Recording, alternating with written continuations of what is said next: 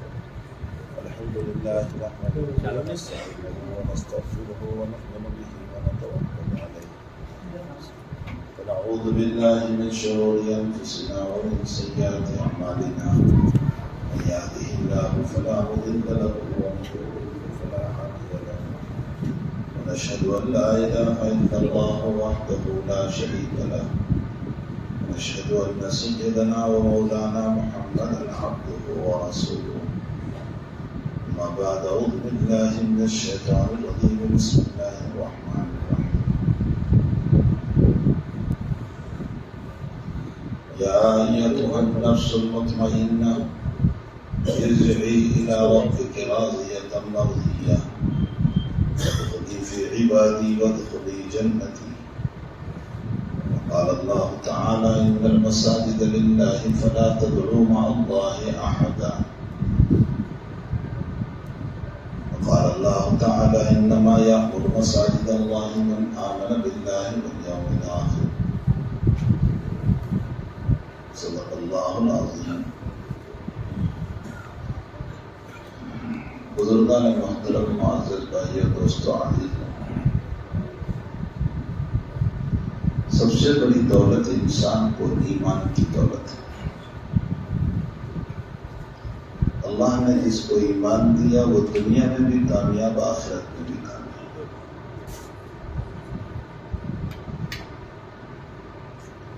ابراہیم علیہ السلام نے جب امتحانات میں اور اللہ کی طرف سے آزمائشوں میں کامیاب ہو گئے،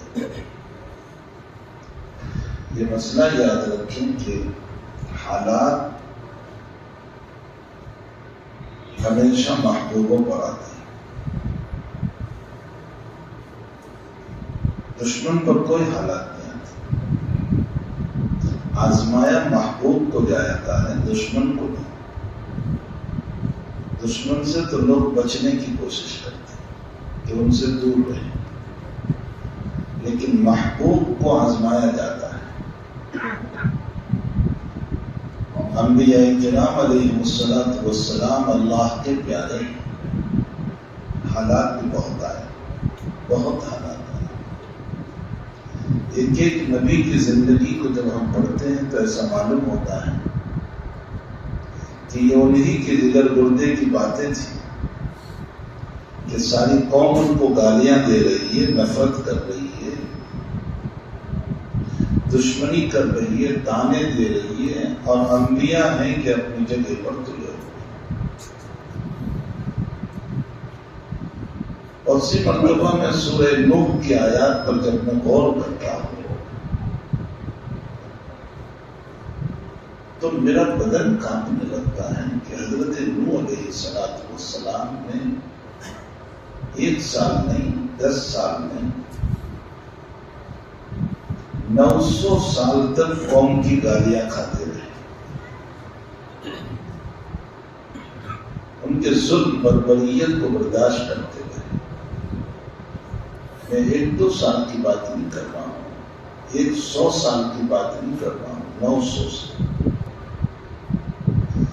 انسان یہ سوچتا ہے کہ کل مصیبت ختم ہو جائے گی، لیکن وہاں مصیبتوں کا حال یہ ہے کہ 100 سال پر بھی ختم نہیں، 200 سال. چلو ہم تو یہ سوچ لیتے ہیں کہ کل کو ختم ہو جائے گی، تسلی ہو جاتی ہے. وہاں 100 سال، 200 سال، 300 سال، 400 سال، 900 سال تک. اور تعجب کی بات یہ ہے کہ ایک مرتبہ بھی زبان پر یہ شکوہ نہیں آیا کہ اللہ تو ان حالات کو دیکھ رہا ہے پھر بھی عذاب کیوں نہیں اتار رہا ہے. ایک دن بھی شکوہ نہیں آیا. یہاں میرا اور آپ کا حال یہ ہے کہ ایک دن اگر کوئی ظلم دیکھا تو ہم بد دعا کرنے لگ جاتے ہیں، اللہ ان کو تباہ کر، اللہ ان کو ہلاک کر، اللہ ان کو ختم کر. وہاں 900 سال تک کا یہ مسئلہ رہا. کوئی حرج نہیں، میری آواز پہنچے گی انشاءاللہ. 900 سال تک کا یہ مسئلہ رہا. ایک دن یہ لفظ بطور شکایت کے زبان پر نہیں آیا کہ اے رب تو ان پر عذاب کیوں نہیں اتارا. یا یہ شکوہ کبھی نہیں آیا کہ تو میری دعا قبول کیوں نہیں کر رہا ہے؟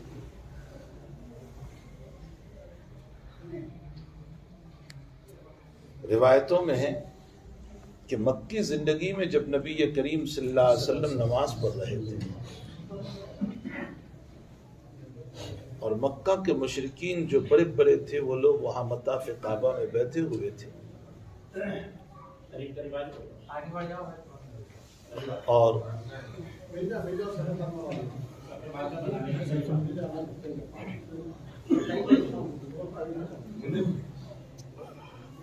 حضرت جب سجدے میں گئے تو آپ پر اونٹ کی ہوجری ڈال دی، اور وہ کون ڈالنے والا تھا؟ اشکل قوم عقبہ ابن ابی معیط، اس نے اونٹ کی ہوجری آپ کے اوپر ڈالی۔ آپ انداز لگائیں کہ اونٹ کی ہوجری کوئی چھوٹی نہیں آتی، بہت بڑی ہوتی، پھر وہ گندگی سے بھری ہوئی، حضرت سجدے سے سر نہیں اٹھا پائے۔ ابن مسعود رضی اللہ تعالیٰ عنہ وہی تھے، لیکن فرمایا میں بے بس اتنا تھا کہ کچھ نہیں کر سکتا۔ بیٹی فاطمہ الزہرا کو پتا چلا، وہ چھوٹی بیٹی، وہ آئی اور اس نے آنے کے بعد اپنے باپ کے اوپر سے اونٹ کی ہوجری ہٹائی اور حضرت بیٹھے، اور بیٹھنے کے بعد اہل مکہ کے لیے بد دعا فرمائی۔ حضرت سے بد دعا ثابت ہے، اور یہ رحمت للعالمین کے خلاف نہیں ہے۔ اپنی ذات کے باب میں ہمیشہ آپ رحمت للعالمین رہے، لیکن شریعت کے باب میں بد دعا ثابت ہے۔ اسی طرح اپنی ذات کے باب میں تو رحمت للعالمین رہے، معاف کر دیا، لیکن امت کو نقصان پہنچانے والوں کے لیے بد دعا ثابت ہے۔ معلوم ہوتا ہے کہ جو عمومی امت کو نقصان پہنچاتا ہو اس کے لیے بد دعا کرنے کی اجازت ہے، اور اس کی دلیل قرآن کریم سے ہے۔ سب سے زیادہ امت کو نقصان پہنچانے والا ابو لہب تھا، تو اللہ نے خود بد دعا اتار دی اور قیامت تک پڑھی جائے گی تبت یدا ابی لہب۔ تو جو امت کے لیے نقصان پہنچانے والے ہو ان کے لیے بد دعا کرنے کی اجازت ہے۔ حضرت نے بد دعا فرمائی اور دعا میں یوں فرمایا کہ اللہ علیک بقریش، تو قریش کی پکڑ کر لے۔ پھر فرمایا علیک بعتبہ وربیعہ، سب کے نام لے کر۔ ابن مسعود فرماتے ہیں رضی اللہ تعالیٰ عنہ کہ مکی زندگی میں آپ نے بد دعا فرمائی تھی، جتنوں کے نام لیے تھے وہ سب کے سب مدنی زندگی میں بدر میں مارے گئے، جتنوں کے نام لیے تھے۔ اس کا مطلب یہ نکلا کہ نبی کریم صلی اللہ علیہ وسلم کی بد دعا کا اثر بدر میں ظاہر ہوا، اور اس دعا اور اس بدر کے واقعے کے بیچ میں قریباً 5 سال کا فاصلہ ہے۔ یعنی مکی زندگی میں سن نبوی 10 میں گویا کہ دعا ہوئی، تو مکہ کے 3 سال، اور مدینے میں 2 میں بدر ہوا تو وہ 2 سال، تو 5 سال کا فاصلہ ہے۔ نبی کی دعا کا اثر 5 سال کے بعد ظاہر ہوتا ہے، اور ہم ایمان میں کھوتے، عمل میں کھوتے، نماز میں کھوتے، دین میں کھوتے، شریعت میں کھوتے، معاملات میں کھوتے، اور چاہتے یہ ہیں کہ فجر میں بد دعا کرے اور ظہر تک میں ہو جائے، اور پھر دوسری بد دعا ظہر میں چلے اور عصر تک میں ہو جائے، اور شام تک میں اکیلا رہ جاؤں، باقی پورا بالاپور ختم ہو جائے۔ یہ میری آپ کی سوچ ہے۔ اللہ کا ایک نظام یہ ہے کہ تعالیٰ نے اگلی امتوں میں یہ اصول، یہ ضابطہ، یہ قانون بنایا تھا کہ باغیوں کو اللہ عذاب سے ہلاک کرے گا۔ یہ ابن عباس کا مضمون ہے جس کو ابن کثیر نے نقل فرمایا کہ اگلی امتوں میں اللہ کا اصول اور ضابطہ یہ تھا کہ نبی کی نافرمانی پر اللہ کا عذاب آئے گا، انہیں ہلاک کرے گا۔ اسی لیے قوم نوح پر عذاب آیا، قوم لوط پر آیا، قوم صالح پر آیا، قوم ہود پر آیا، قوم عاد پر آیا۔ لیکن جب نبی کریم صلی اللہ علیہ وسلم کی یہ امت آئی تو اس امت میں اللہ نے اپنے اصول کو بدل دیا، اور اصول یہ بدلا کہ اب اس امت کے اوپر میں عذاب سے ہلاک نہیں کروں گا، ان کے جو معاملات ہوں گے وہ مرنے کے بعد ہوں گے، ان پر میں عذاب نہیں بھیجوں گا۔ ہاں، ان کی عذاب کی شکلیں بعد الوفات، مرنے کے بعد ہوگی، باقی دنیا میں ان کو عذاب سے ہلاک نہیں کروں گا۔ اسی لیے 1400 سال میں بے شمار حالات، بے شمار امت کے فتین پیدا ہوئے، لیکن اللہ کا کوئی عذاب نہیں اترا اور اترے گا بھی نہیں، اس لیے کہ اللہ نے قرآن میں یہ بیان کیا ما کان اللہ لیعذبہم وانت فیہم۔ میرے محبوب، اس لیے کہ ابو جہل نے یوں کہا تھا کہ محمد اگر تو سچا ہے تو ہم پر پتھروں کی بارش برسا دے، کیوں نہیں برسا رہا ہے تیرا رب اگر تو سچا ہے؟ امطر علینا حجارۃ من السماء اویتنا بعذاب علیم۔ اے محمد اگر تو سچا ہے تو ہم پر پتھروں کی بارش برسا دے یا کوئی اور عذاب لے ہمارے اوپر، کیوں نہیں لا رہا ہے؟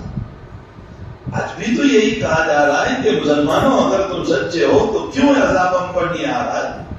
لیکن یہ نادان ہیں جو یہ کہہ رہے ہیں، اور یہ ابو جہل کی بات نقل کر رہے ہیں، جو یہ کہہ رہے ہیں نا کہ مسلمانوں اگر تم سچے ہو تو ہم پر عذاب کیوں نہیں آ رہا ہے، یہ وہ ابو جہل کی بات ہے جس کو قرآن نے نقل کیا ہے۔ حقیقت یہ ہے کہ جو اصول بنایا ہے اللہ نے، وَلَن تَجِدَ لِسُنَّةِ اللَّهِ تَبْدِيلًا وَلَن تَجِدَ لِسُنَّةِ اللَّهِ تَحْوِيلًا۔ اللہ اپنے اصول کو بدلا نہیں کرتا، اس نے اصول بنایا ہے کہ اس امت پر میں عذاب نہیں بھیجوں گا، جو ہو کہ مسائل و وفات کے بعد۔ اب کیوں عذاب نہیں بھیجے گا اس امت پر؟ فرمایا ما کان اللہ لیعذبہم وانت فیہم۔ اے میرے محبوب، یہ لوگ عذاب مانگ رہے لیکن تو موجود ہے تو میں کیسے عذاب بھیجوں؟ نبی کریم صلی اللہ علیہ وسلم کو اللہ کہہ رہا ہے کہ تو موجود ہے تو میں عذاب کیسے بھیجوں؟ حقیقت یہ ہے کہ میری آپ کی عزت دنیا ہو یا آخرت میں نبی ہی کی بدولت ہونے والی ہے۔ مجھ میں آپ میں کوئی جوہر نہیں رکھا ہے، مجھ میں کوئی ہیرے نہیں رکھے کہ میرے اپنے جوہر کی بنیاد پر میری کوئی عزت ہو۔ اتباع نبوی علیہ صاحب الصلاۃ والسلام کی بنیاد اور حضور پاک صلی اللہ علیہ وسلم کی وفاداری اور آپ کی سنت پر چلنے کی وجہ سے ہماری عزت ہونے والی ہے۔ جس نے نبی سے منہ موڑا تو اس کے لیے پھر حالات ہیں، دنیا میں بھی آخرت میں۔ تو عزت اور سرخ روئی حضور پاک صلی اللہ علیہ وسلم کی اتباع کی وجہ سے، اور ویسے بھی اگر روایتوں میں اس امت کی فضیلت کو اگر آپ پڑھو تو میری اور آپ کی فضیلت نبی اکرم صلی اللہ علیہ وسلم کی بدولت ہے۔ عبداللہ ابن مسعود رضی اللہ تعالیٰ عنہ فرماتے ہیں کہ ایک مرتبہ نبی اکرم صلی اللہ علیہ وسلم نے مجھ کو یہ فرمایا کہ عبداللہ مجھے قرآن سناؤ۔ تو ابن مسعود کہتے ہیں کہ یا رسول اللہ قرآن آپ پر اترا، مجھ سے سنو گے، صاحب وحی تو آپ۔ فرمایا اللہ نے حکم دیا ہے مجھ کو کہ آپ سے سنو قرآن۔ معلوم ہوتا ہے کہ جہاں قرآن کا پڑھنا باعث ثواب ہے، قرآن کا سننا بھی باعث ثواب ہے۔ کسی سے قرآن کا سننا یہ بھی باعث ثواب ہے۔ ابن مسعود کہتے ہیں کہ میں قرآن پڑھ رہا تھا اور حضرت نے تھوڑی دیر کے بعد فرمایا حسبک، بس بند کر دو پڑھنا۔ امام بخاری رحمۃ اللہ علیہ نے مسئلہ مستنبط فرمایا کہ اگر کوئی تلاوت قرآن کر رہا ہے اور ضرورت کی بنیاد پر اس کو روک آ جائے تو یہ توہین قرآن نہیں، روک سکتے ہیں، یہ کوئی قرآن کی توہین نہیں۔ مثلا یہ کہ وقت مختصر ہے اور طویل قرات ہو رہی ہے تو آپ روک سکتے. تو ابن مسعود قرآن پڑھ رہے تھے اور حضرت نے فرمایا بس بند کرو. ابن مسعود کہتے ہیں کہ میں نے یہ نظر اٹھائی تو حضور پاک صلی اللہ علیہ وسلم رو رہے تھے اور آنسو جاری تھے. کس آیت پر حضور کو رونا آیا؟ فَكَيْفَ إِذَا جِئْنَا مِن كُلِّ أُمَّةٍ بِشَهِيدٍ وَجِئْنَا بِكَ عَلَىٰ هَٰؤُلَاءِ شَهِيدًا. اس آیت پر رونا آیا نبی کریم صلی اللہ علیہ وسلم کو، اور یہ رونا خوشی کا تھا.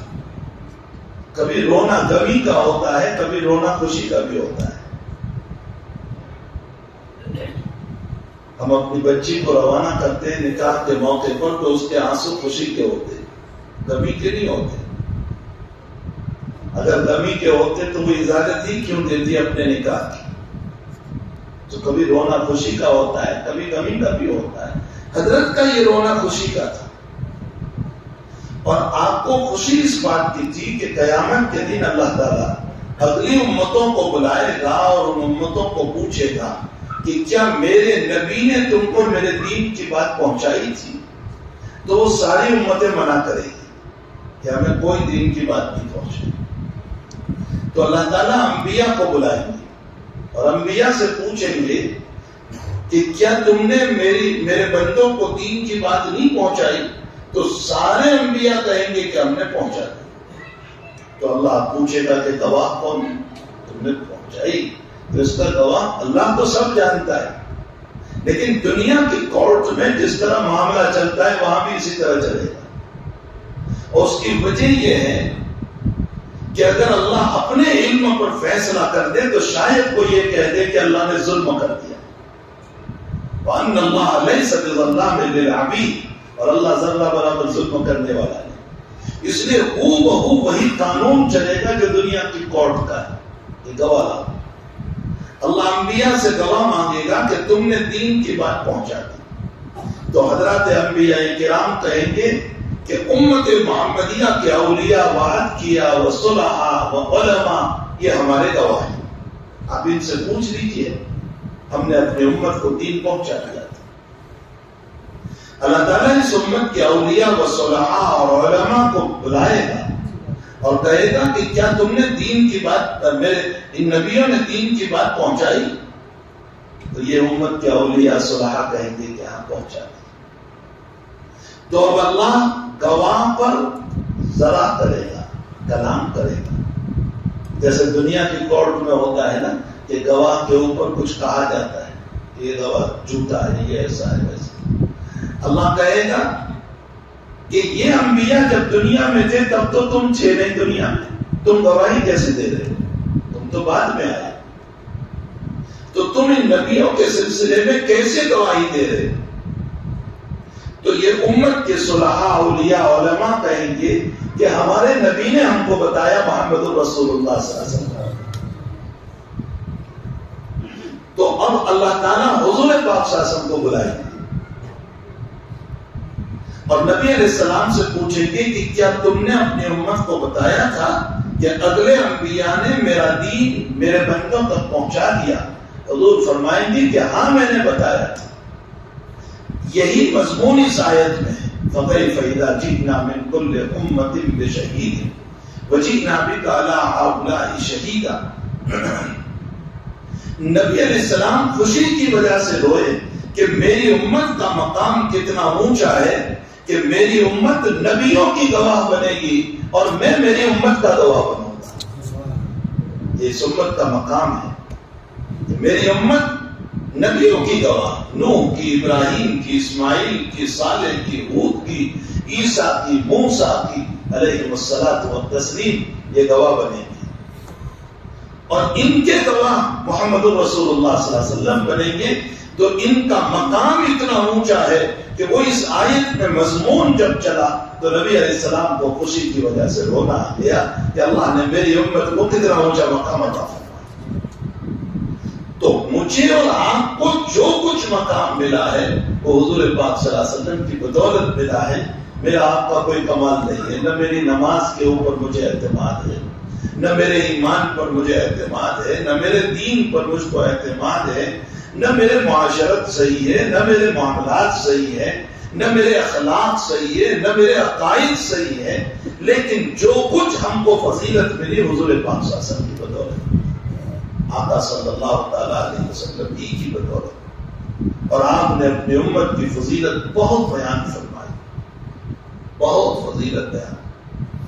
اور مجھے ایک بات یاد آئی رب کریم کی کہ سورہ فاتحہ تو ہم نماز میں پڑھتے ہیں، اللہ نے فرمایا کہ قیامت کے دن مالک یوم الدین ہوں میں۔ خوب سمجھو اس مضمون کو۔ افسوس تو یہ ہے کہ زندگی سے سورہ فاتحہ پڑھتے چلے آئے لیکن سورہ فاتحہ کا معنی نہیں معلوم، قل هو اللہ ناس اور فلق پڑھتے چلے آئے معنی نہیں معلوم۔ امام غزالی فرماتے ہیں کہ قرآن کریم اللہ کا خط ہے اپنے بندوں کے نام،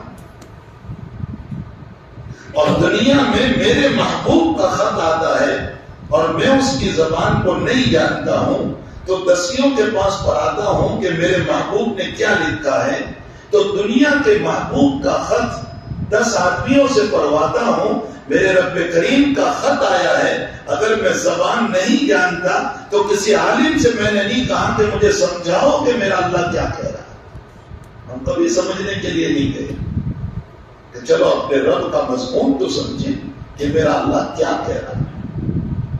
صاحب روح المعانی نے لکھا ہے کہ تعالیٰ نے اپنی صفت بیان فرمائی مالک یوم الدین۔ مالک کا معنی بادشاہ ہوتا ہے، بہت غور سے سمجھے۔ قیامت کے دن اللہ تعالیٰ جج بن کر بیٹھے گا، حاکم بن کر، فیصلہ کرنے والا، ترازو رکھی جائے گی، وزن ہوگا، میرے آپ کے نام اعمال تولے جائیں گے، لا یغادر صغیرۃ ولا کبیرۃ الا احصاها، چھوٹا یا بڑا گناہ، چھوٹا یا بڑا عمل، خلوت یا جلوت کا، دنیا میں چھپ کر کیا ہو یا علانیہ کیا ہو، سب وہاں محفوظ ہوگا۔ ما يلفظ من قول الا لديه رقیب عتید، میں جو بول رہا ہوں وہ سارا کا سارا وزن ہونے والا ہے۔ میں اور آپ یہ نہ سمجھیں کہ 2 آدمیوں کے درمیان بول لیا اور مسئلہ ختم ہو گیا۔ میں جو بولا ہوں اس کا وزن ہوگا قیامت۔ مولانا تقی صاحب عثمانی دامت برکاتہم نے ایک جگہ پر لکھا ہے کہ ہماری ہر بات کا وزن ہونے والا ہے، اس لیے سوچ سمجھ کر کے بولا کریں دنیا میں، یاد رکھو قیامت میں ثابت کرنا پڑے گا۔ میں نے الزام رکھ دیا، میں نے غیبت کر لی، میں نے کسی کے خلاف کوئی مسئلہ کہہ دیا، میں نے کسی کے خلاف کوئی بات کہہ دی، فرمایا سوچ سمجھ کر کے بولا کرو، دنیا میں تو تم تعویل کر کے چھوٹ جاؤ گے لیکن رب کریم کے سامنے تمہیں ثابت کرنا پڑے گا، اور اگر بندہ ثابت نہیں کر پایا تو جب تک سامنے والا معاف نہیں کرے گا میرے لیے جنت کے راستے نہیں نکل سکتے۔ بہت بڑا مسئلہ ہے، بہت بڑا مسئلہ ہے، ہم نے اس کو بہت معمولی سمجھا ہے، بہت معمولی سمجھا۔ تو قیامت میں اللہ جج بن کر بیٹھنے والا ہے، فیصلہ کرنے والا بن کر بیٹھنے والا ہے، اور فیصلہ کرنے والے کو عربی میں حاکم کہتے ہیں، حاکم، مالک نہیں کہتے۔ تو اللہ کو سورہ فاتحہ میں حاکم کہنا چاہیے تھا کہ حاکم یوم الدین، میں قیامت کے دن کا حاکم اور جج ہوں، مالک کیوں کہا اسے؟ مالکی یوم الدین کیوں کہا؟ صاحب روح المعانی رحمۃ اللہ علیہ، علامہ آلوسی بغدادی، بہت غریب بچہ تھا یہ تو، علامہ آلوسی بہت غریب تھے، آپ کی غربت آپ خود لکھتے ہیں کہ میں جب پڑھتا تھا میرے پاس دیا جلانے کے لیے یا چراغ جلانے کے لیے تیل کے پیسے نہیں تھے، اور میں چاند کی روشنی میں پڑھا کرتا تھا۔ آپ نے یہ تفسیر چاند کی روشنی میں لکھی، آپ انداز لگائیں کہ غربت کا کیا حال ہوگا۔ لیکن اللہ مجاہدے کو اور طلب کو دیکھتا ہے، امیری اور غریبی کو نہیں دیکھتا۔ جب وہ مجاہدہ اور طلب کو دیکھتا ہے تو وہ امیر کا بچہ ہو یا غریب کا بچہ ہو، اللہ نواز دیتا ہے۔ آپ کی تفسیر جب مکمل ہوئی اور بادشاہ وقت کی خدمت میں پہنچی تو بادشاہ نے وہ بڑے انعام سے نوازا ہے کہ کل کا غریب آج کا امیر بن گیا۔ رب کریم نے نواز دیا قرآن کی بدولت۔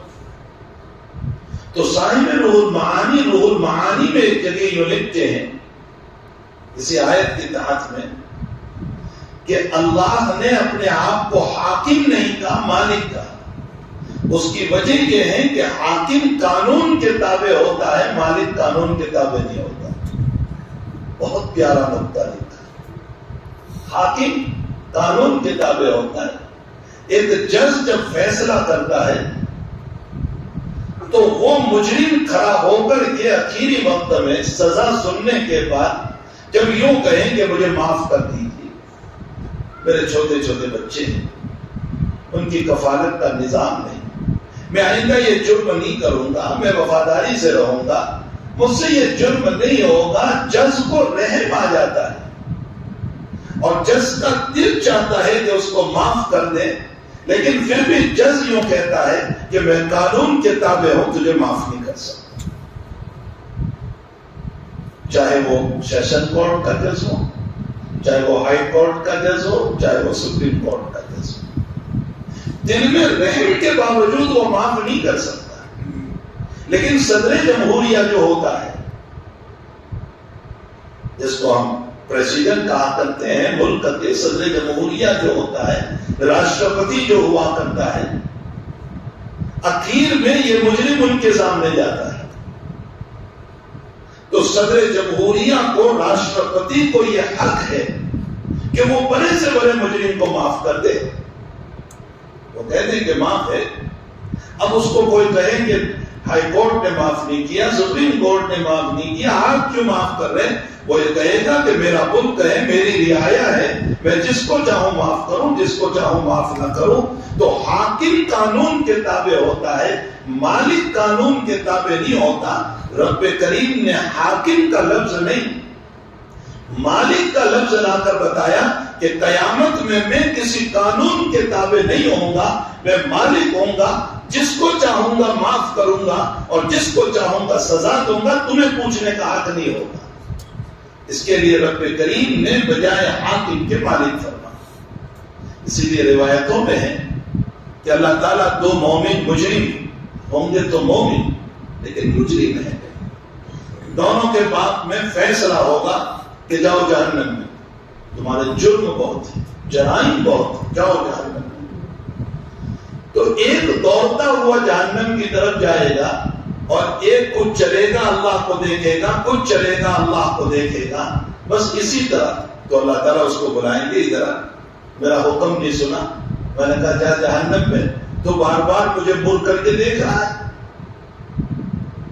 تو وہ یہ کہے گا کہ اللہ، میں نے دنیا میں تیری رحمتوں کے تذکرے بہت سنے تھے کہ تو بہت رحم کرنے والا ہے، تو بڑا کریم ہے، تو میں آج بار بار تجھے مڑ کر کے اس لیے دیکھتا ہوں کہ آیا تجھے رحم آتا ہے یا نہیں آتا مجھ پر، اس لیے میں تجھے مڑ کر کے دیکھ رہا ہوں۔ اللہ کہے گا اچھا میری صفت رحمت پر تجھے اتنا اعتماد ہے؟ کہا جی بالکل رب کریم۔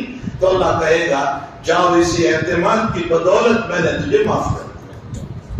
جو جہنم میں جا رہا تھا اللہ اسے معاف کر رہا ہے اور اس کو جنت میں بھیج رہا ہے۔ وہ دوسرا جو دوڑتا ہوا جہنم میں چلا گیا، اللہ تعالیٰ اسے بلائیں گے اور اسے پوچھیں گے کہ تیرے ساتھی کو میری رحمت پر اعتماد تھا، تجھے اعتماد نہیں تھا، تو کیوں دوڑتا ہوا چلا گیا؟ تو وہ یہ کہے گا کہ اللہ ساری زندگی تو میں بغاوت اور نافرمانی کر کے آیا، میں نے یہ سوچا لاؤ آج ایک تیری مان لوں، شاید کہ تجھے رحم آ جائے۔ اللہ تعالیٰ کہے گا کہ جا اسی وفاداری کی وجہ سے میں تجھے معاف کر دے گا۔ اب اللہ کو کون یہ کہے گا کہ تو نے ان کو کیوں معاف کر دیا؟ پہلے تو تو نے ان کو سزا سنائی تھی، اس لیے رب کریم نے اپنے آپ کو مالک یوم الدین فرمایا، حاکم یوم الدین نہیں۔ حاکم تابع ہوا کرتا ہے، مالک تابع نہیں ہوتا۔ مسلم شریف کی روایت ہے کہ سب سے آخری جہنمی، سب سے آخری اللہ اس کو جہنم سے نکالے گا، تو نکالنے کے بعد اللہ جنت میں لے جانے کا راستہ بنائیں گے۔ کیسے بنائیں گے؟ ایک درخت اللہ نکالے گا، تو اللہ سے کہے گا اللہ وہ درخت کے نیچے مجھے پہنچا دے تاکہ میں وہاں ذرا سایہ حاصل کروں، پانی پیوں۔ اللہ کہے گا اور تو کچھ نہیں مانگے گا، تو وہ کہے گا کچھ نہیں مانگوں گا۔ اللہ وہاں پہنچا دے گا۔ تھوڑی دیر کے بعد اللہ دوسرا درخت نکالے گا، اللہ ہی نکالے گا۔ کیسے لے جا رہا ہے اس کو؟ تھوڑی دیر وہ بندہ صبر کرے گا، پھر کہے گا اللہ مجھے وہاں پہنچا، تو اللہ کہے گا آئندہ نہیں مانگے گا، تو وہ کہے گا تیری ذات کی قسم اللہ نہیں مانگوں گا، قسم بھی کھائے گا۔ تھوڑی دیر کے بعد ایک اللہ اور درخت نکالے گا، وہ جتنی دیر صبر کرے گا پھر کہے گا اللہ مجھے وہاں پہنچا دے۔ اللہ کہے گا اب نہیں مانگے گا، کہا تیری ذات کی قسم بھی مانگے گا۔ اسی طرح اللہ درختوں کو نکالتا ہوا چلے گا اور وہ آگے بڑھتا ہوا جائے گا یہاں تک کہ جنت کے دروازے پر پہنچ جائے گا۔ جب جنت کے دروازے پر وہ پہنچے گا تو اللہ سے کہے گا اندر ہی بھیج دینا مجھے۔ تو حق تعالیٰ فرمائیں گے بندہ تو عجیب ہے، ابن آدم بیحق تیرا برا ہو، تو بڑا عجیب ہے، بار بار میری قسم کھاتا ہے اور قسم توڑتا ہے۔ وہ کہے گا اللہ مجھے اندر بھیج دے۔ تو حق تعالیٰ اس کو یوں فرمائیں گے، حضرت ابو سعید خدری رضی اللہ تعالیٰ عنہ کی روایت میں اللہ تعالیٰ فرمائیں گے کہ جب میں نے تجھے جنت بھی دی اور دنیا کا 10 گنا دیا، دنیا کا 10 گنا،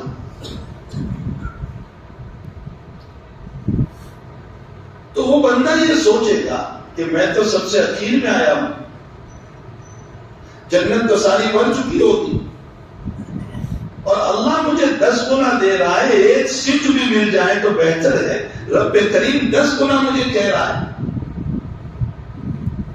اور یہ خیال ہوتا ہے۔ میں آپ کو ایک مثال سے سمجھاؤں، میں میرے طلبہ کو یہ مثال دیتا ہوں کہ کہیں شادی میں ہم کو دعوت ہو اور اچانک ہمیں ٹریفک لگ گئی اور دعوت شام کو 8 بجے کی تھی اور ٹریفک میں ہم پھنس گئے اور 11 بج گئے رات میں، تو دل میں خیال یہ گزرتا ہے کہ کھانے کا وقت تو ختم ہو گیا، بجائے 8 بجے کی 11 بج چکے ہیں رات میں، کھرچن بھی مل جائے تو غنیمت ہے، نیچے کا جلا ہوا بھی مل جائے تو غنیمت ہے، وہ تو سب ختم ہو چکا ہوگا، اس لیے کہ میں تو سب سے اخیر میں جا رہا ہوں۔ تو جب دنیا میں دعوت کے باب میں یہ سوچتا ہوں تو اتنی بڑی جنت کے باب میں سب سے اخیر میں جا رہا ہے، اور اس کو یوں کہا جائے کہ 10 دنیا کے برابر، تو سوچنا بالکل صحیح ہوگا اس کا کہ ایک سٹ بھی ملے تو غنیمت۔ رب کریم تو 10 دنیا بیان کر رہا ہے، تو وہ جوش میں آ کر اپنے اللہ کو کیا کہے گا؟ جوش میں آ کر وہ یہ کہے گا اتستہزئ بی وانت الملک، تو بادشاہ ہو کر میری مذاق کر رہا ہے۔ اللہ کو کہے گا کہ تو بادشاہ ہو کر میری مذاق کر رہا ہے۔ اس روایت کو بیان کرتے ہوئے عبداللہ ابن مسعود رضی اللہ تعالیٰ عنہ ہنس رہے ہیں۔ ان کے شاگردوں سے ابن مسعود نے کہا مجھے پوچھتے نہیں کہ میں ہنستا کیوں؟ فرمایا جی استاد محترم بتا دیجیے کہ آپ ہنستے کیوں ہیں؟ فرمایا میرا نبی بیان کرتے ہوئے ہنس رہا تھا، حضور پاک صلی اللہ علیہ وسلم اس حدیث کو بیان کرتے ہوئے ہنس رہے تھے، اور ہم نے نبی کریم صلی اللہ علیہ وسلم کو پوچھا تھا کہ حضرت آپ کیوں ہنس رہے ہیں؟ تو فرمایا میرا اللہ بیان کرتا ہوا ہنس رہا ہے۔ اسی لیے اس حدیث کو حدیث مسلسل بالذہن کہتے ہیں، یعنی ہر استاد جب بیان کرتا ہے تو ہنستے ہوئے بیان کرتا ہے۔ اب اللہ کیوں ہنس رہا ہے؟ حضور پاک صلی اللہ علیہ وسلم فرماتے ہیں کہ اللہ اس پر ہنس رہا ہے کہ ابھی جہنم میں تھا تو رو رہا تھا، اور ابھی میں نے اس کو میرے بہانے سے نکالا اور جنت میں بھیج کر میں نے یوں کہا کہ تجھے 10 دنیا کے برابر دے رہا ہوں، تو اب مجھ پر سوار ہو رہا ہے اور مجھے کہہ رہا ہے کہ تو بادشاہ ہو کر میری مذاق کر رہا ہے۔ اللہ اس پر بندے کی جرأت پر، بندے کے جوش پر اللہ ہنسے گا، لیکن رب کریم ایسا ہے کہ دانت کا ایک لفظ بھی نہیں بولے گا۔ رب کریم ایسا ہے کہ تانا بھی نہیں دے گا۔ اللہ ایسا ہے کہ وہ یہ بھی نہیں کہے گا کہ تو ابھی تو وہاں رو رہا تھا۔ یہ ہیں وہ رب کریم کی رحمتیں، اس کی عنایتیں، اس کی طرف سے پیار اپنے بندوں کے ساتھ، اس کی طرف سے دلار اپنے بندوں کے ساتھ۔ اسی لیے دنیا میں بندے کو یہ کہا گیا کہ میرے بندے، میں نے تجھ کو بہت نوازا، بہت نوازا، میں تجھ سے کچھ نہیں مانگتا ہوں، صرف میرا شکریہ مانگتا، صرف شکریہ مانگتا۔ استنجا میں مجھے بھیجا اور میرا استنجا صاف ہو گیا، مجھے یہ کہا ذرا دعا پڑھتے ہوئے چلے جانا، اللہم انی اعوذ بک من الخبث والخبائث۔ اس پر میں تجھے کیا عطا کروں گا؟ حدیث میں ہے کہ بندہ جب دعا پڑھتے جاتا ہے تو اللہ شیطان اور بندے کے درمیان پردہ کر دیتا ہے، جس کی وجہ سے شیطان کی نظر ہماری شرمگاہ پر نہیں پڑتی اور ہم خیالات میں مبتلا نہیں ہوتے۔ اور محدثین نے لکھا ہے کہ جو آدمی استنجا خانے میں دعا پڑھے بغیر جانے کا معمول بناتا ہے، یعنی عادت ہے، اللہ اس کو مال خولیہ کی بیماری میں مبتلا کر دیتا ہے۔ مال خولیہ کیا ہے؟ خیالات کی بیماریاں، شکوک کی بیماری، شک کی بیماری میں مبتلا۔ اور جب میں استنجا سے فارغ ہو گیا اور استنجا سے نکلا تو اللہ نے بہت معمولی چیز مانگی، شکریہ کی۔ فرمایا یہ پڑھ لیا کر غفرانک الحمدللہ الذی اذھب عنی الاذی وعافانی۔ میرا پیشاب بند ہو جاتا ہے، چند قطرے نہیں نکلتے ہیں، نتیجہ یہ ہوتا ہے کہ ڈاکٹر میرے پاس سے 2 لاکھ روپے بنا کر کے قطرے نکالتا ہے۔ میرے رب کا کتنا احسان کہ اس نے عافیت سے پیشاب نکال دیا اور ایک پیسہ بھی نہیں مانگا، اس نے کہا میرا شکریہ ادا کر دے۔ اس نے بڑے استنجا سے ہم کو فارغ کر دیا۔ دنیا میں میرا استنجا بند ہو جاتا ہے تو چھینے لگانی پڑتی ہے، اوپر سے انتری کاتری پڑتی ہے، گندگیوں سے انتریاں بڑھ جاتی ہے، اوپر سے بیگ لگانی پڑتی ہے، اور گندگی والی بیگ کو لے کر کے میں ہر جگہ گھومتا رہتا ہوں۔ اس مالک کا احسان ہوا کہ اس نے استنجا میں بھیج کر میرے استنجا کو عافیت سے نکال دیا، کا ایک پیسہ بھی نہیں مانگتا۔ غفرانک الحمدللہ الذی اذھب عنی الاذی وعافانی۔ تو اتنا پڑھ لینا، میں تیری طرف سے شکر سمجھ لوں۔ اسی لیے قرآن میں فرمایا ما یفعل اللہ بعذابکم ان شکرتم وآمنتم۔ ہمارے حضرت تھانوی رحمۃ اللہ علیہ نے اتنا پیارا ترجمہ فرمایا، اتنا پیارا، ما یفعل اللہ بعذابکم ان شکرتم۔ او میرے پیارے، تجھے عذاب دے کر مجھے کیا ملے گا اگر تو ایمان لے آئے اور میرا شکر گزار بندہ بن جائے۔ اللہ کہہ رہا ہے تجھے عذاب دے کر مجھے کیا ملے گا؟ میں نے جہنم تمہارے لیے نہیں بنائی ہے، میں نے جہنم اس لیے نہیں بنائی کہ تم سے بھر دو، میں تو چاہتا ہوں جنت بھرو تمہارے لیے۔ ما یفعل اللہ بعذابکم ان شکرتم وآمنتم وکان اللہ شاکرا علیما۔ اور اللہ بڑا شکر گزار ہے تمہارا۔ ہائے ہائے کیا لفظ استعمال کیا! پیدا اسی نے کیا، چھوٹے سے بڑا اسی نے کیا، زمین اسی کی، آسمان اسی کا ہے، سانس اسی کے ہیں، نیوالے اسی کے ہیں، سب کچھ اسی کے ہیں، پھر بھی وہ کہہ رہا ہے اگر تم میری نماز پڑھو گے میں تمہارا شکر ادا کروں گا۔ وَكَانَ اللَّهُ شَاكِرًا عَلِيمًا۔ اگرچہ عام محدثین مفسرین کہتے ہیں ثواب عطا کروں گا، شاکرن کا معنی ثواب عطا کروں گا، لیکن بعض مفسر کہتے ہیں میں تیرا شکر ادا کروں گا۔ تو میرے بھائی اور دوستوں بزرگوں، تعالیٰ کی یہ نعمت ہے۔ ابھی جب یہ بیماری اور وبا چلی تھی نا، جس میں لوگوں کو سلنڈر بھی نہیں مل رہے تھے آکسیجن کی، اور بہت 10,000 15,000 کا ایک سلنڈر تھا، تو تو میں نے اپنے کچھ دوستوں سے یہ کہا کہ یہاں ایک دن آکسیجن لینے کے لیے 15,000 روپے، اور میرا رب پیدا ہوا تب سے مجھ کو مفت میں آکسیجن دے رہا ہے اور 1 پیسہ کا بل بھی نہیں دیتا۔ پھوٹی قسمت ہماری، ایک آکسیجن کسی نے مجھ کو دے دیا بوتل، میں زندگی پر جزاک اللہ جزاک اللہ جزاک اللہ، حاجی صاحب شکریہ، ڈاکٹر صاحب شکریہ، اور میرے رب نے ساری زندگی آکسیجن دیا۔ پھوٹی قسمت کے 2 رکعت شکر کی نصیب نہیں ہوئی، ہم نے اس کے لیے 2 رکعت نہیں پڑھی کہ لا اس کا شکر ادا کر۔ ہم اپنے رب کے غدار بندے، بے وفا بندے، کہ اس کی نعمتیں کھاکر اسی کی زمین پر میری زندگی کو میں نے گناہوں سے بھر دیا، میری باڈی کو میں نے گناہوں سے بھر دیا۔ ہم اس رب کے ناشکرے بندے۔ اللہ نے قرآن میں گھوڑوں کی قسم کھائی، والعادیات ضبحا فالموریات قدحا فالمغیرات صبحا فاثرن به نقعا فوسطن به جمعا۔ دوڑنے والے گھوڑوں کی قسم، دوڑنے لگے تو پاؤں کے نیچے سے اڑنے والی آگ کی قسم، راک کی قسم۔ اللہ تو گھوڑوں کی قسم کھا رہا ہے ہماری ناشکری کے لیے۔ ان الانسان لربہ لکنود، بے شک یہ انسان اپنے رب کا بڑا ناشکر ہے۔ اللہ تو گھوڑوں کی قسم کھا رہا ہے ہمارے لیے۔ ہم تو بہت اعلیٰ لوگ ہیں، اشرف المخلوقات ہیں، اور یہ تو جانور ہیں، تو نے میری ناشکری کے لیے گھوڑوں کی قسم کھائی۔ فخر رازی رحمت اللہ علیہ تفسیر رازی میں لکھتے ہیں، فرمایا گھوڑا مالک کا وفادار جانور ہے۔ کیسا وفادار؟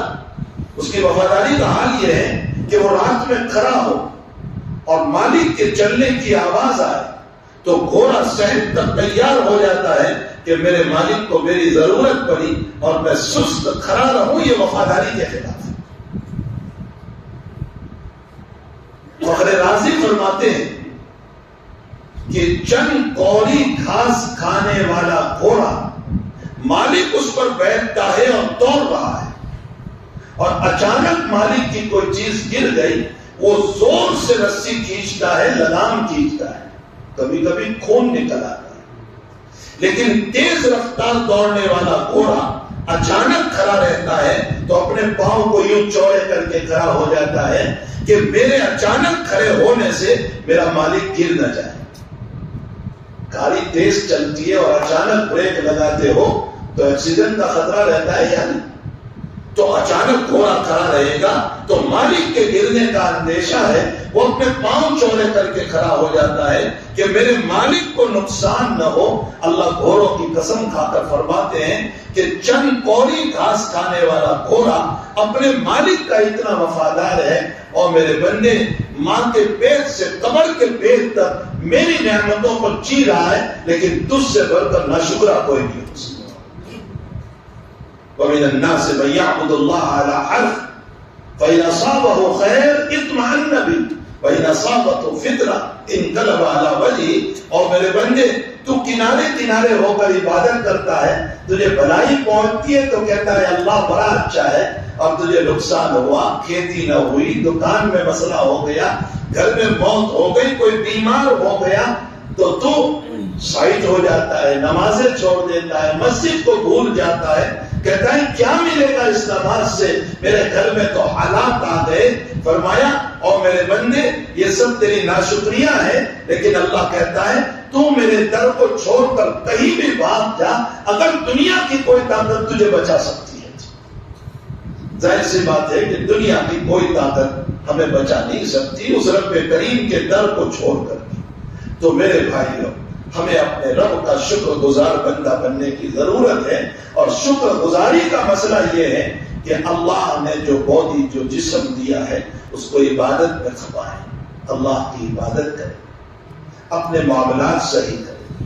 معاف فرمائیں، ہمارا حال یہ ہے کہ صف اول میں نماز پڑھتے ہیں، معاملات گڑبڑ ہیں، چاہے تہجد گزاری ہے، معاملات گڑبڑ ہیں، تہجد کے بڑے پابند، لیکن قرض لے کر واپس نہیں کر رہے، بہن کی میراث نہیں دے رہے، جو اللہ نے دی. ہم حالانکہ بہن کی میراث کا نہ دینا یہ ہمارے سر پر قرض ہے، اور قیامت کے دن اس کو عبادتوں کی شکل میں ادا کرنا. بہن کی میراث ہم نہیں دے رہے، اور کون نہیں دے رہا ہے؟ عامی انسان نہیں، عبادت گزار انسان، تہجد گزار انسان، صف اول میں نماز پڑھنے والا.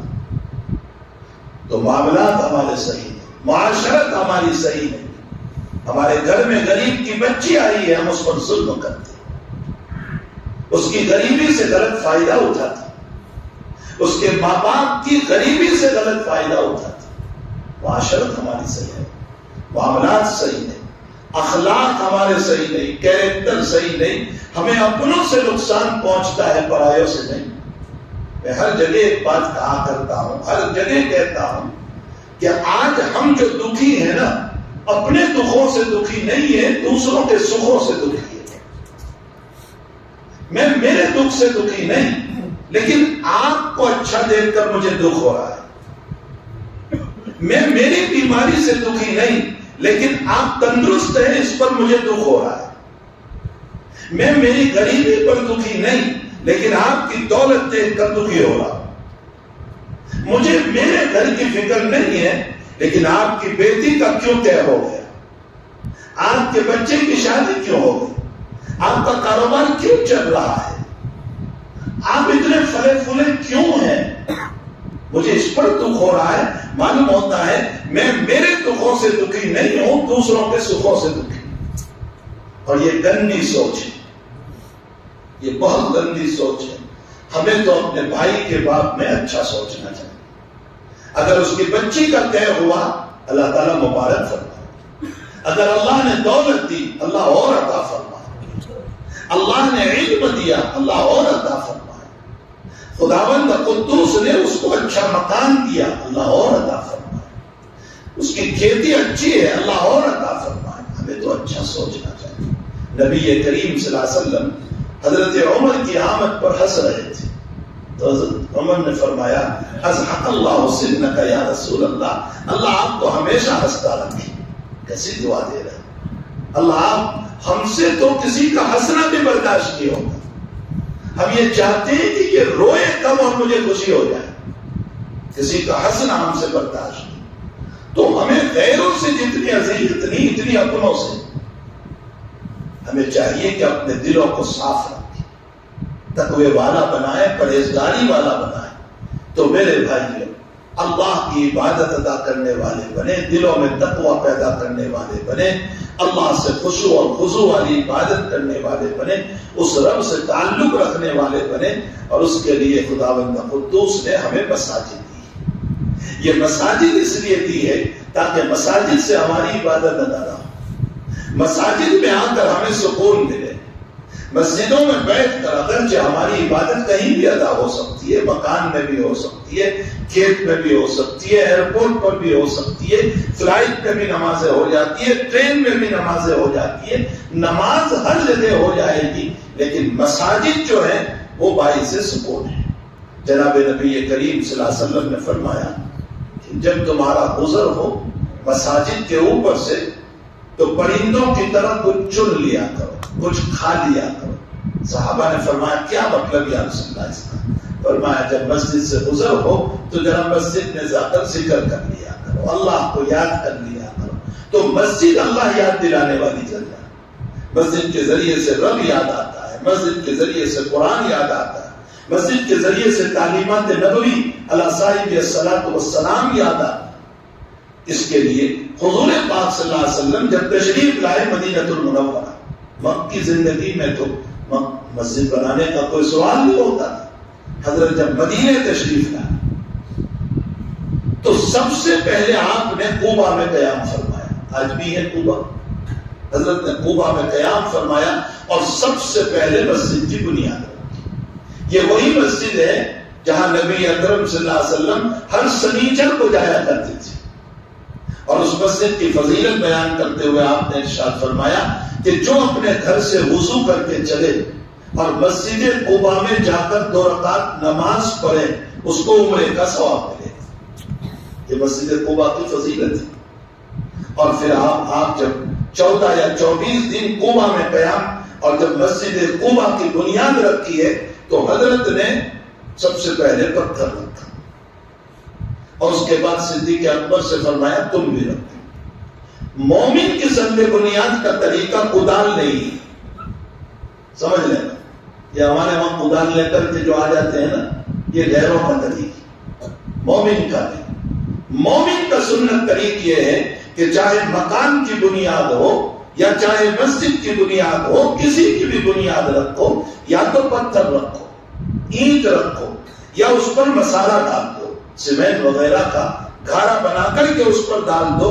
یہ مومن کی سنگ بنیاد ہے، یہ سنت طریقہ ہے جو رسول اللہ صلی اللہ علیہ وسلم نے بتایا۔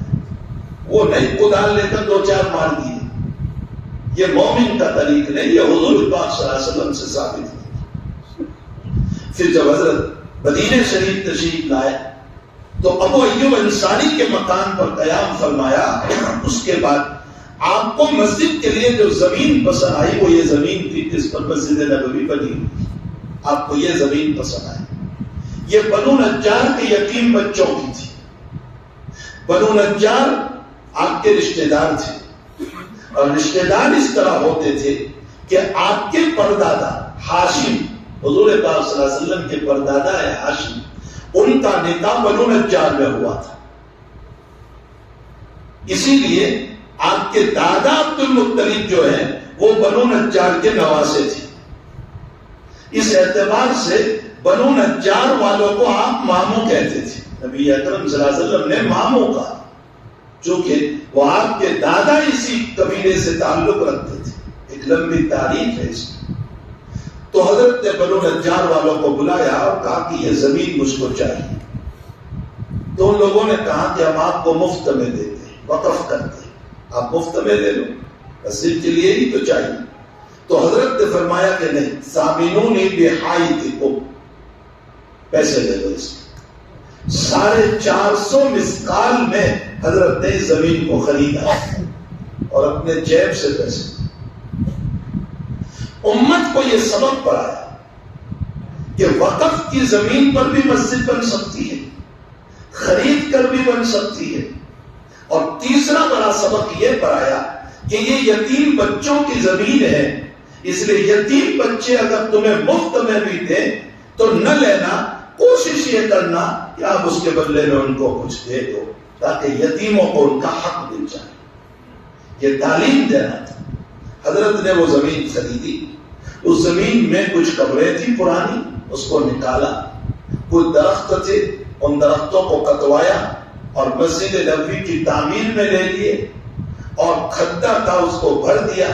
صحابہ کرام نے خود اپنے ہاتھوں سے مسجد بنائی، غلام نہیں تھے، پیسے نہیں تھے، مزدور نہیں تھے۔ حضرت خود نبی اکرم صلی اللہ تعالی علیہ وسلم خود پتھر اٹھا کر کے لا رہے تھے، خود آپ پر مٹی پڑی ہوئی تھی، حضرت خود بھی محنت فرما رہے تھے اس مسجد کی تعمیر کے لیے، اور اس طرح پر ایک مسجد کا وجود ہوا جو مسجد نبوی کہی گئی۔ حضور پاک صلی اللہ علیہ وسلم جب اس مسجد کی تعمیر کروا رہے تھے تو حضرت عمار رضی اللہ تعالیٰ عنہ 2 پتھر لا رہے تھے، ایک یہاں 2 پتھر۔ حضرت نے فرمایا کہ عمار وزن بہت ہے، 2 پتھر اٹھا رہے ہو۔ فرمایا حضرت ایک میری طرف سے ایک آپ کی طرف سے۔ تو حضرت عمار کی پشت پر جو مٹی پڑی تھی اس کو صاف کیا۔ حضور نے اب فرمایا وَيْحَكَ عَمَّارُ تَقْتُلُ فِئَةً بَاغِيَةً، ایک مسئلہ ہوگا، عمار تو شہید کیا جائے گا، قتل کیا جائے گا۔ بہرحال یہ مسجد نبوی کی مختصر تاریخ ہے۔ یہ ساری مساجد جو ہیں، جو تعمیرات ہو رہی ہے، یہ حضور پاک صلی اللہ علیہ وسلم کی وہی سنت ہے جو چل رہی ہے۔ قرآن کریم میں اللہ نے فرمایا مسجد کی تعمیر مومن کرتا ہے، غیر مومن نہیں کرتا۔ انما یعمر مساجد اللہ من آمن باللہ والیوم الآخر۔ مشکوٰۃ شریف کی روایت ہے کہ جب کوئی بندہ مسجد تعمیر کرواتا ہے اس کے ایمان کی گواہی دو کہ وہ مومن ہے۔ کیوں؟ اس لیے کہ قرآن کہتا ہے کہ مسجد کی تعمیر مومن کراتا ہے، تو مسجد کی تعمیر کرانے والے سے متعلق ایمان کی گواہی دو۔ یہ مسجد جنہوں نے تعمیر کرائی، ہمارے حاجی صاحب یا ان کے داماد یا ان کے بھتیجے، جن لوگوں نے اس کو تعمیر کروایا اور یہاں کے لوگوں نے ان کی نگرانی کی، دیکھ بھال کیا، تعاون کیا، یہ سب کے متعلق قرآن کی اس آیت کی روشنی میں ہم یہ کہہ سکتے ہیں کہ وہ مومن ہیں، ان کے ایمان کی گواہی دو۔ اس لیے کہ انما یعمر مساجد اللہ من آمن باللہ والیوم الآخر، غیر تو مسجد گراتے ہیں، بناتے کہاں ہیں؟ وہ تو گراتے ہیں، وہ بناتے نہیں۔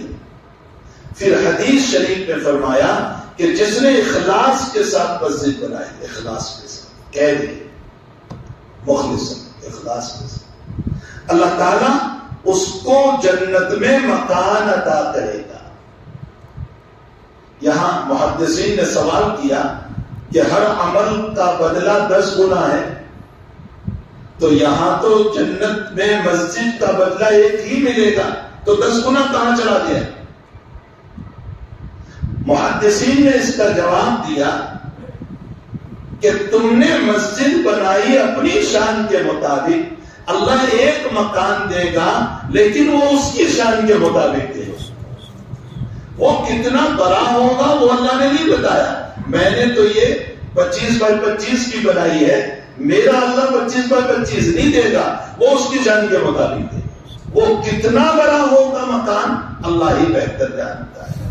میں نے تو یہ 2-3 گھڑی لگا دی، یہ پنکھے لگا دیے، یہ کام کر دیا، اللہ اس میں جو نعمت لگانے والا ہے وہ گولڈ اور سلور کی ہوگی، تو اس کی مہمان نوازی اس کی شان کے مطابق۔ پھر ابن ماجہ اور مصنف عبد الرزاق کی روایت سے معلوم ہوتا ہے کہ جس نے چڑیا کے گھونسلے کے برابر مسجد بنائی، چڑیا کا گھونسلہ، اللہ اس کو بھی مکان عطا کرے گا۔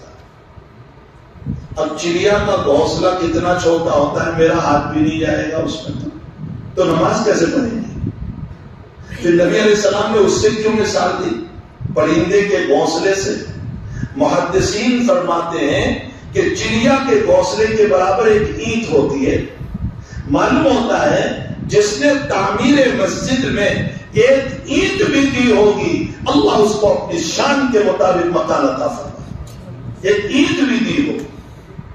ہر انسان کو تعمیر مسجد میں حصہ لینا چاہیے، جس کے بس میں جتنا ہو، ایک اینٹ دے دے، 100 روپے دے دے، 500 روپے دے دے، 1000 روپے دے دے، اللہ کی رحمت بہت وسیع ہے، اللہ اپنی شان کے مطابق عطا فرمائیں گے۔